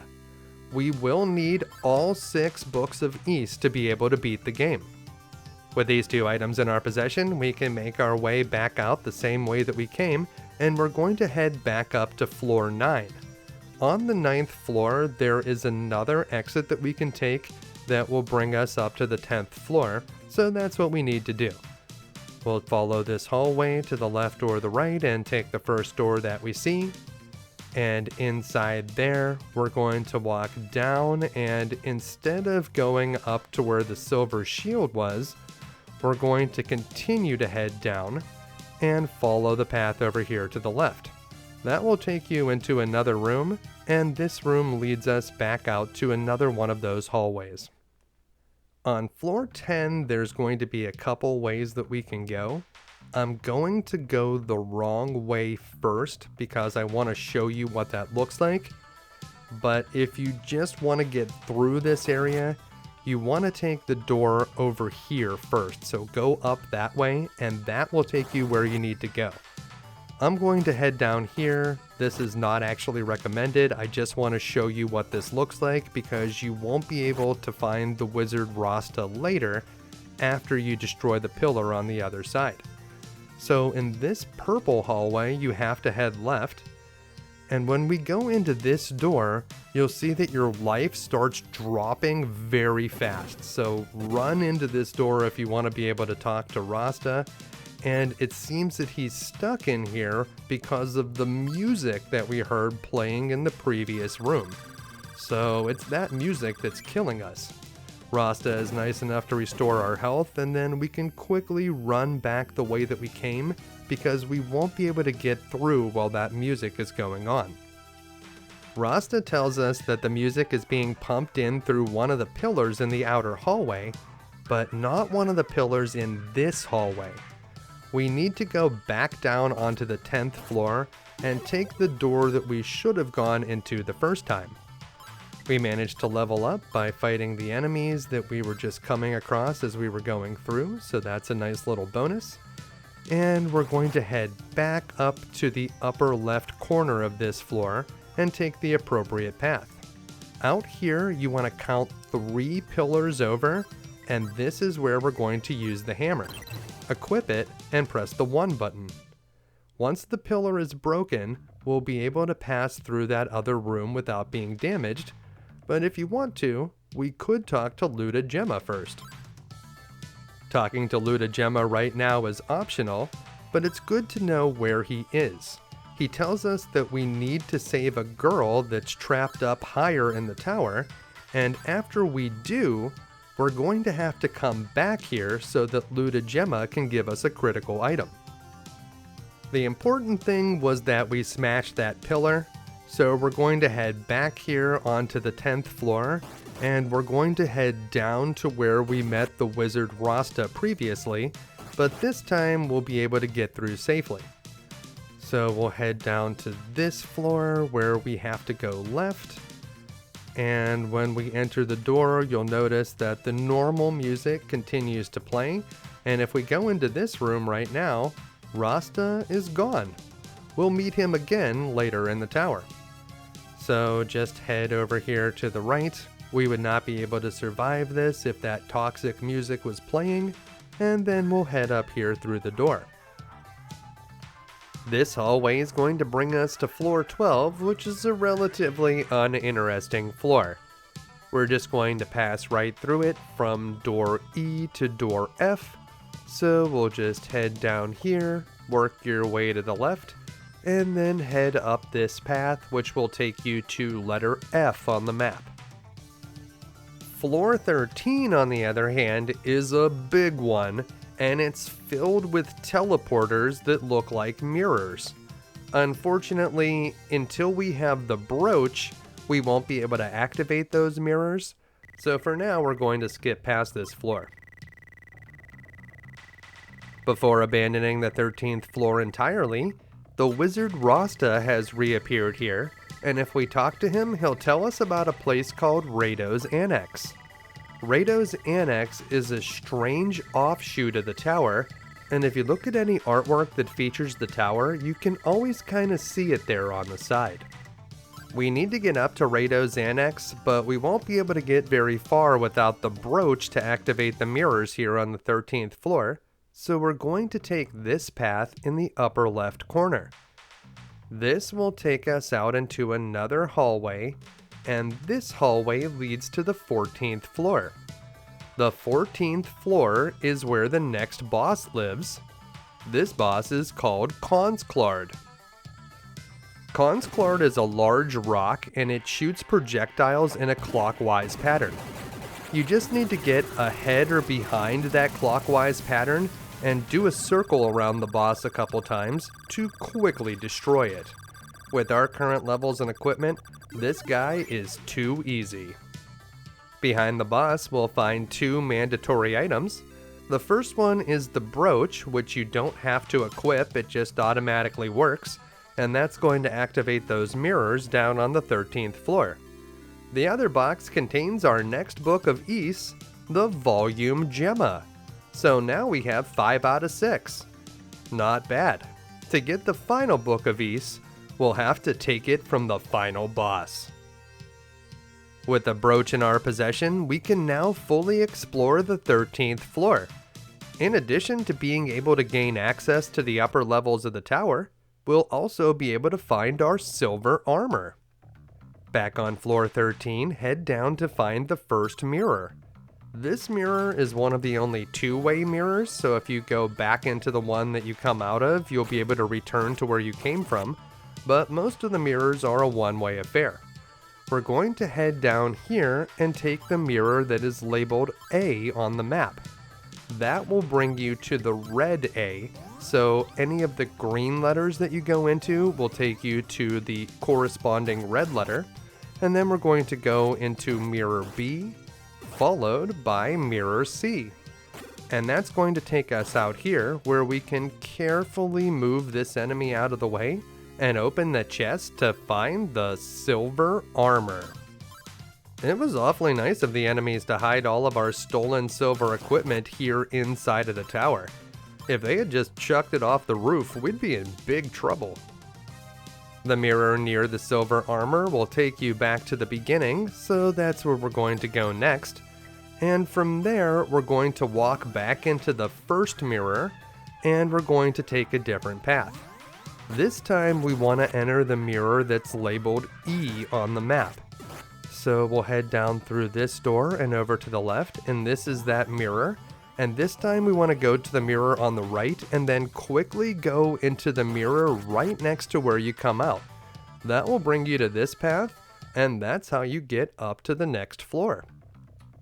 If you're looking at the map, you just want to take the mirrors labeled E, F, and G, and that will get you to this hallway.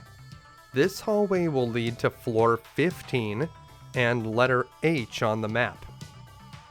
There are no enemies on this floor, and down in the lower left corner, we can find the most powerful shield in the game, the Battle Shield.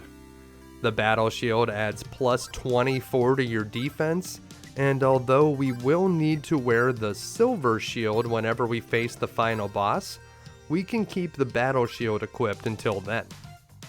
Once you have the Battle Shield, head straight up and take the path in the upper left corner, which will lead you to this door, and when we pass through this hallway, we'll find ourselves on floor 16. You can't go right on this hallway because you'll be stuck in front of Rado's Annex, or at least the sky bridge that leads you there. Instead, you have to walk to the left on this one. So make your way to the left, go into the first door, and on this floor you'll have two options of which way you can go. You want to take the path that leads downward. We'll go the other way later, but for now we're just trying to get to Rado's Annex, so carefully battle through the enemies in this area and make your way to the door at the bottom. So we'll just follow the path around, and here's the door we were looking for, and that will take us to this sky bridge. There's one enemy on the sky bridge, so take him out, but before you go into the next room, this is where we're going to use our mirror. The mirror freezes the enemies in place so that they can't move, but they can still damage you, so try to walk around the frozen green enemies. You can use the mirror 5 times before it breaks. When you get to this door, you need to equip the evil ring to be able to pass through. Once you have the evil ring on, you'll be able to enter this room where we can rescue Lair. Adol, it's me, Lair, the poet. I knew you had the courage to save me, but to be honest with you, I allowed myself to be caught. I didn't know any other way to find you. I have something of great interest for you. You are aware of the books of Ys, but not everyone can read these books. I have a pair of glasses that will allow you to do so. You have shown your courage, and I see you as our only hope. Please, take the glasses.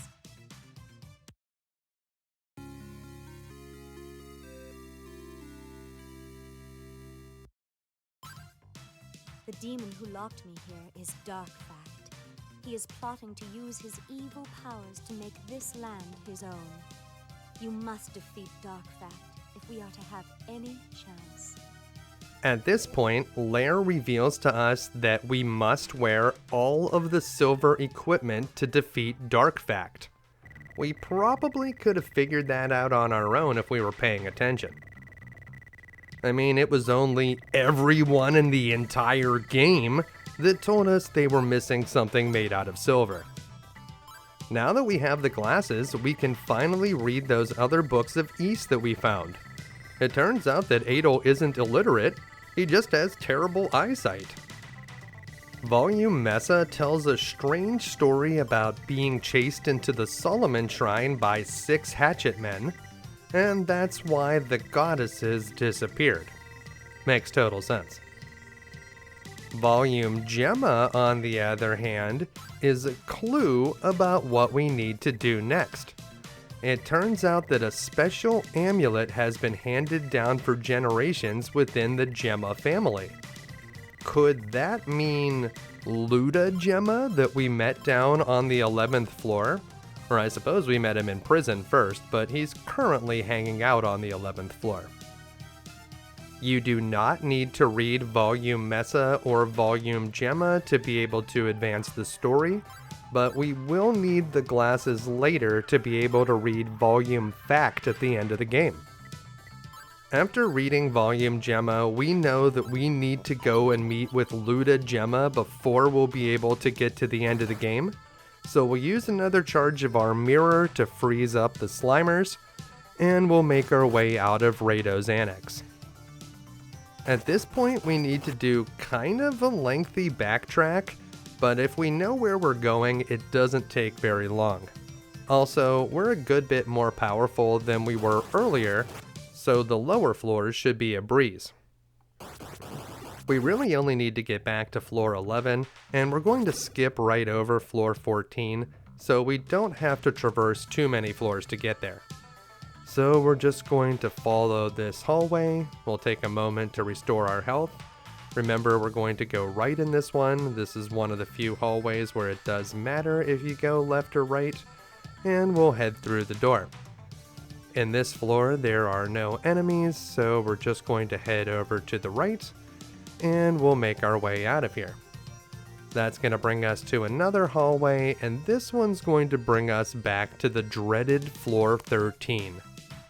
We need to find one of the mirrors labeled D to get back to the beginning, and to do that, we're going to head down and take the two-way mirror, mirror G, which is right here.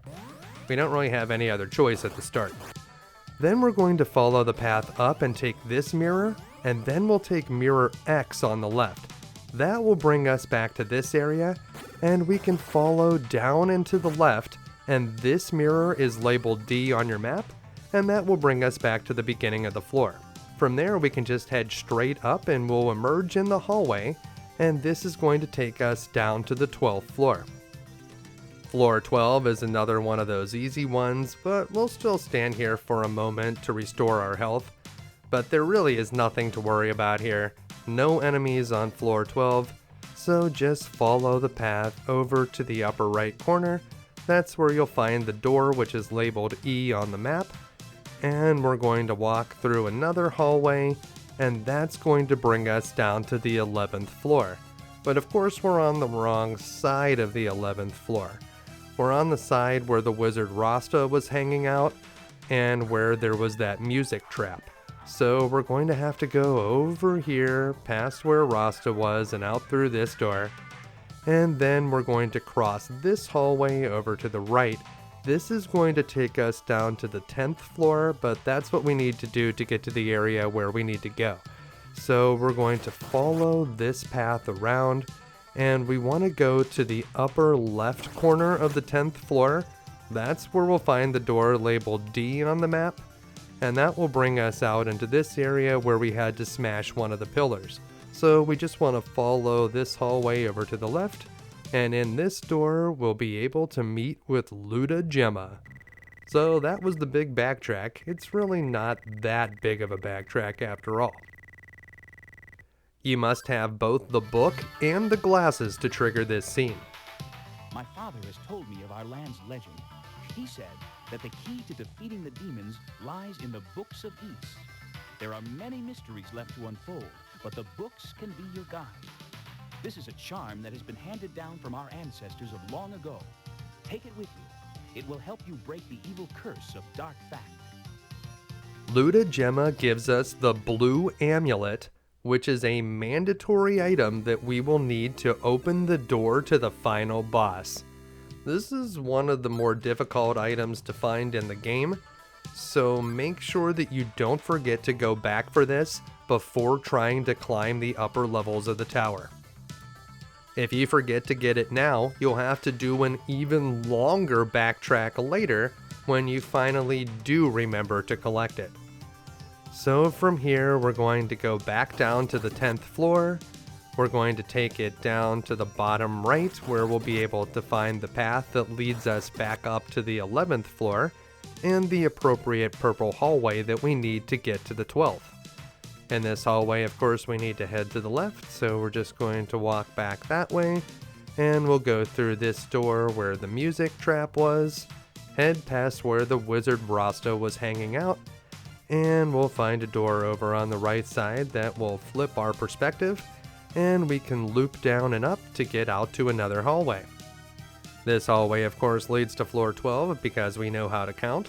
So we'll continue heading to the right or the left on this one if you prefer, and we'll go through this door, and once you get inside, we're going to head down and to the left, and that will bring us to a path that leads up to the door labeled F on the map, and that's going to bring us up to the 13th floor. So we'll head across this hallway over to the 13th floor, and we're going to have to go through the mirror maze again, and we're going to take the path that starts with E. So go through this mirror, and then we're going to go E, F, G. So E is going to be down through this door and to the left. Head up through this mirror, that's mirror E. The one on the right is F, and that is mirror G.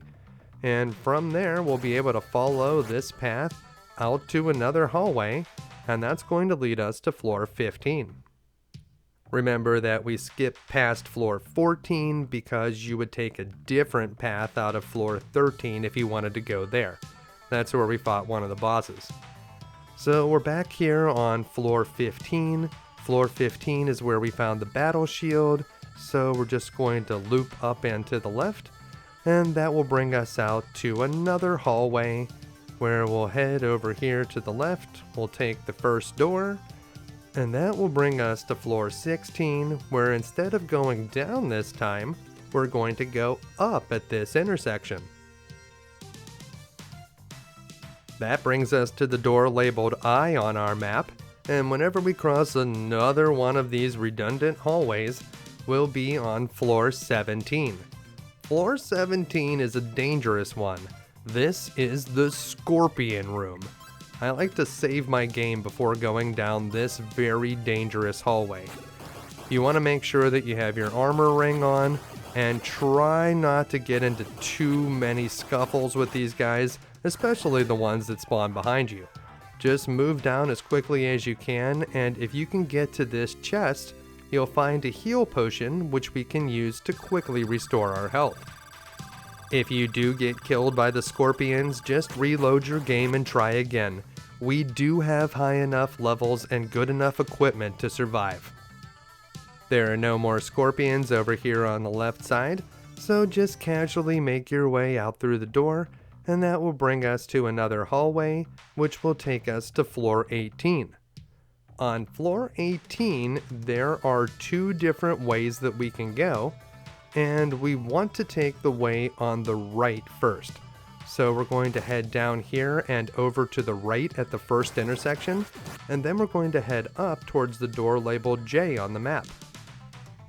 This is going to bring us to floor 19, and this is kind of an optional one, but we will be able to find a pretty good piece of equipment here. Also, make sure that you have your blue necklace equipped, because there's one of those statue traps up here.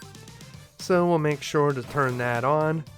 These enemies aren't too bad in here, but you don't want to get caught from behind by them. And we're just going to head up here, past the statues, and between them all, we'll find the battle armor, the most powerful armor in the game. This armor will add plus 24 to our defense, and will make this next level grind a little bit easier. We'll save the game after picking that up, and then we're going to work our way back out of floor 19, and we'll go back through door J. As a bonus, we leveled up from the incidental battles we had with these green enemies, so that will also make the next level grind a bit easier. We'll wait out here in the hallway for our health to refill, and then we're going to head back down to floor 18. This time we're going to take the other path, which will take us up to floor 20. How many floors are in this tower, you may ask? Well, we are getting very close to the top. From here, we're going to work our way towards the lower left corner of this room. So we'll just keep heading down this way, and once we get down to that lower left corner, we'll find a path that leads up to the next door. So we'll just follow this up here, watch out for one more yellow enemy, and through this door we'll find yet another hallway. We'll restore our health by standing still for a moment, and then we'll start walking over to the next door. This is the one that's going to bring us up to the 20th floor, and on floor 20, we'll be able to find the game's most powerful weapon. Get ready and have a mirror prepared as you pass through this hallway. An enemy will burst through the wall, and we're going to use the mirror to freeze them. These enemies are very dangerous, so carefully move them out of the way and open the chest to get the flame sword. As soon as you get the flame sword, immediately head down to the lower left corner of the room, then equip the flame sword. It adds plus 50 to your attack, which is quite awesome. Down here in the lower left corner, the enemies will suddenly become active, but if we hold down, they will be quickly cleared without hurting us at all. Then we can use our heal ring to restore our health to full. Put the armor ring back on and head out through the hole, because it's time for the final level grind. Right now, these enemies are worth 33 experience points each, which is just absurd, but they are pretty dangerous at our current level, so I like to try to lure them over here to the right, where there's a lower left corner we can take advantage of. Remember, if you hold down when you're in a lower left corner like that, the enemies will run into you and you won't take any damage. So we're going to lure them over here and clear them out.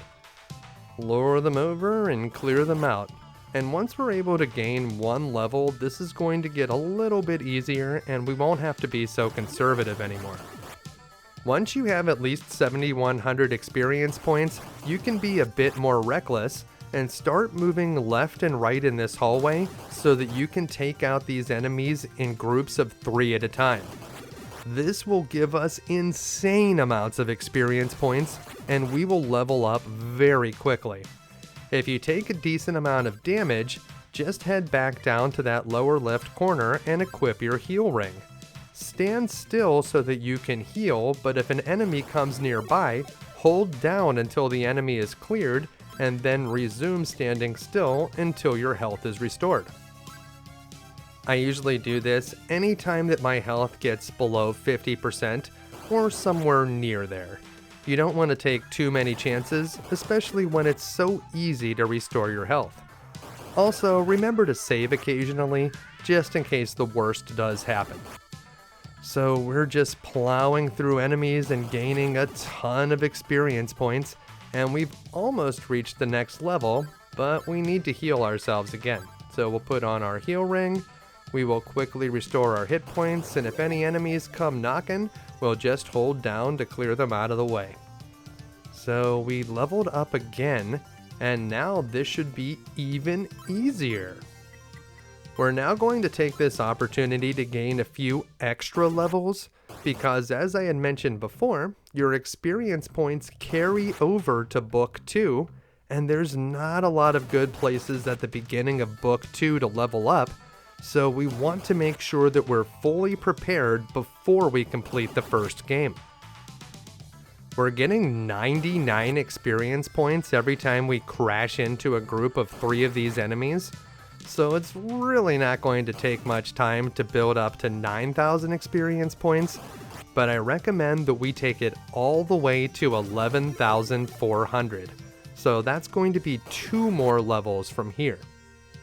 At this point, you probably won't take much damage anymore, so you won't have to really worry about the healing.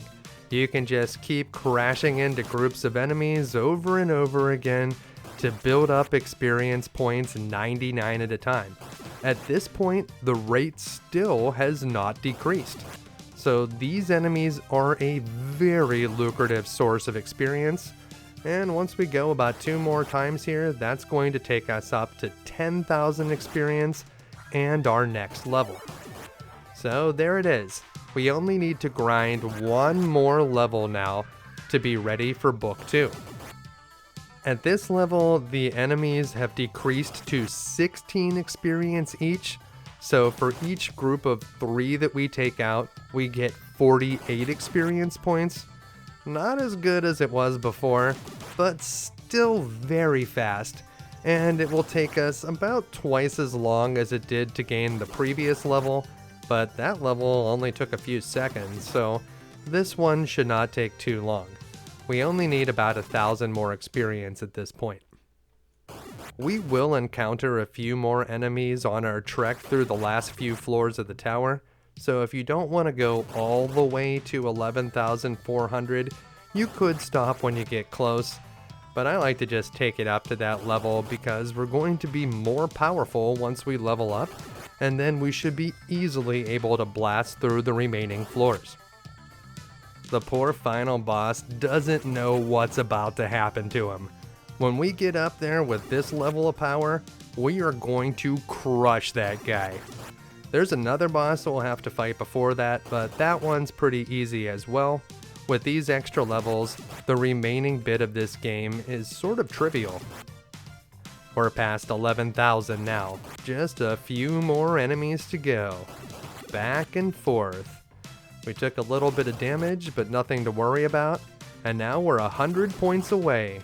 Just one more set of enemies ought to do it, well, one more guy now. And that's it. We've now reached level 36, which is easily high enough to finish the game. Once you finish grinding, make your way to the right and head through the door labeled K on the map, which will bring you out here to the game's final hallway. We'll take a look at our status and save the game before we travel down past a few more pillars and enter the first door, which will bring us up to the 21st floor. And this is another mirror maze, but a smaller one than the 13th floor. Just like before, we're going to follow the letters on the map, so this mirror is letter A, and then we're going to head down here and up to the right through a mirror labeled B, and then we just want to go through the one on the left, which will take you here, and that door up above is the one that's going to lead us to the next boss. It looks like we need to heal a little bit, so let's see if we can find a place to hide. And then we'll restore our health before we go through the door, but we do want to make sure that we put the power ring on before we go in there. So we'll switch over to that ring. And then we'll save the game one more time. And this time we have to face two bosses at once. This is Yogleks and Omulgun. There are two heads here, but you can only damage the red one. However, when you hit it, it'll switch places with the purple one. What you want to do is wait at the top of the screen in the middle where the two heads will converge. You'll be able to hit them for massive damage as they try to swap places, but because they're on top of each other, they'll just keep taking damage. Once they're defeated, make your way up through this door, and we'll find the final room of the game. This is the top of the tower, and that is Dark Fact. Before you step on that teleporter tile, make sure to equip all of your silver gear, or this will end poorly.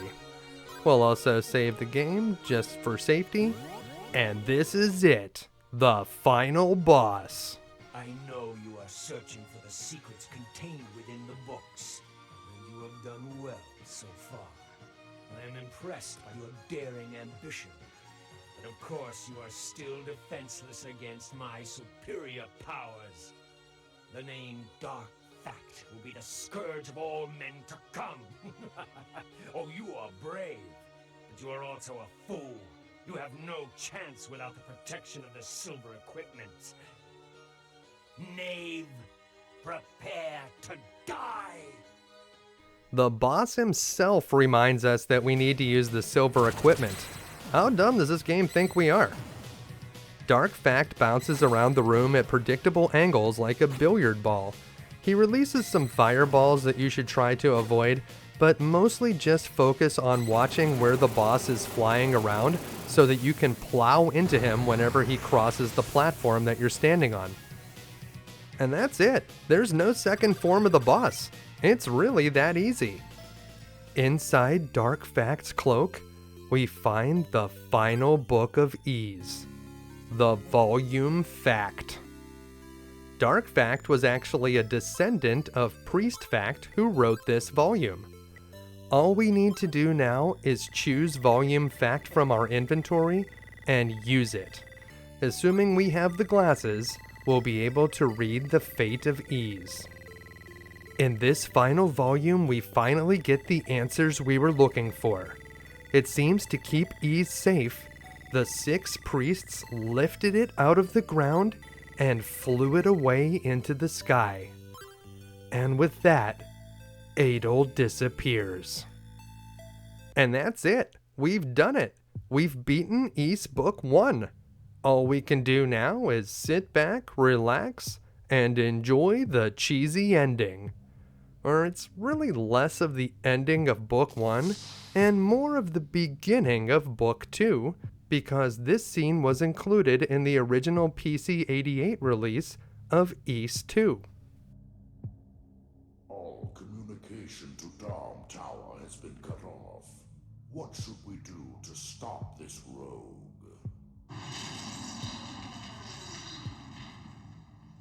His bravery presents an interesting challenge.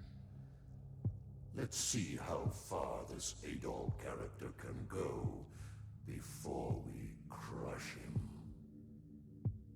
Very well then, sir.